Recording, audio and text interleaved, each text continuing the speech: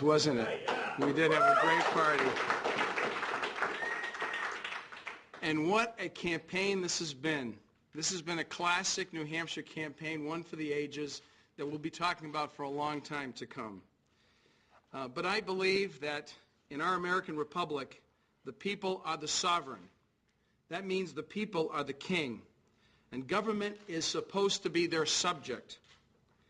Well, the people of New Hampshire have spoken, and they have ruled. While I'm disappointed with the result, I humbly accept their verdict, and I would ask you to join me in doing the same. Since the Secretary of State released his final election results a little earlier this afternoon, a number of our supporters have expressed their strong opinion that I ask for a recount. And I very much appreciate the sentiment. This message is directed to our supporters around the state of New Hampshire. I've always promised to tell you the truth, to be honest with you, even when it hurts, even when it's not convenient. In my professional life, I've been involved in a number of recounts. I've reviewed the numbers and I've spoken directly with Secretary of State Gardner. And he's assured me that he sees no irregularities in the manner with which the results were reported or collected as far as he's concerned. You know me, and you know that I'm a fighter, but I only take on those fights which have a probability of success. In this case, I believe that it is in our best interests to accept the results of the election as finalized by the Secretary of State. Accordingly, I will not be seeking a recount, but I will remain a fighter for you.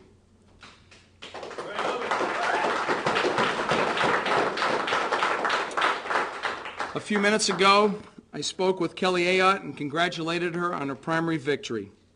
I have not had a chance to speak with Jim Bender or Bill Binney, but would like to acknowledge here my gratitude to them for their well-run campaigns.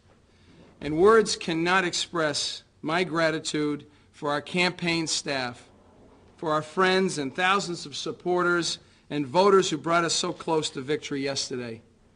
Against all odds, they contributed their time, talent, and their vote in support of our campaign to advance a new conservative agenda. And they did so in support of a candidate with the toughest name in New Hampshire politics. And I'm grateful for that. And together with the help of the union leader, which continues to demonstrate its considerable impact, particularly in a Republican primary, and conservative talk show host Laura Ingraham, who was with us from the beginning, we were able to run a traditional and historic New Hampshire race for the ages. Going into this campaign, I knew full well that victory would be difficult, but we set out with a creative plan to win in September and in November. And as you saw by last night's photo finish, or this afternoon's photo finish, I guess it is really, we came very, very close. I also knew that waging this campaign would make a difference, and with the help of thousands of New Hampshire citizens, I believe we did make a difference. We did so by staying focused on our positive, issue-oriented conservative message based on the core principles of freedom and liberty. We did so with the considerable support of men and women throughout the state of New Hampshire at the grassroots level, in every county and every town. And we did so by conducting ourselves with dignity and decorum, and we can and should all hold our heads high. I've said from the beginning that our nation is in crisis. We are in a desperate need of principled conservative leadership in Washington. That remains true, so I will continue to be an advocate for conservative principles to prevail in the November election. As you know, during the campaign, I took Ovide's oath, my 15-point pledge to New Hampshire voters, and that was to deliver conservative change to Washington. Today, I'm going to make a new pledge, that Republicans, together with like-minded independents and Democrats, will work together in common purpose to defeat Paul Hodes in November and to bring that conservative leadership to Washington.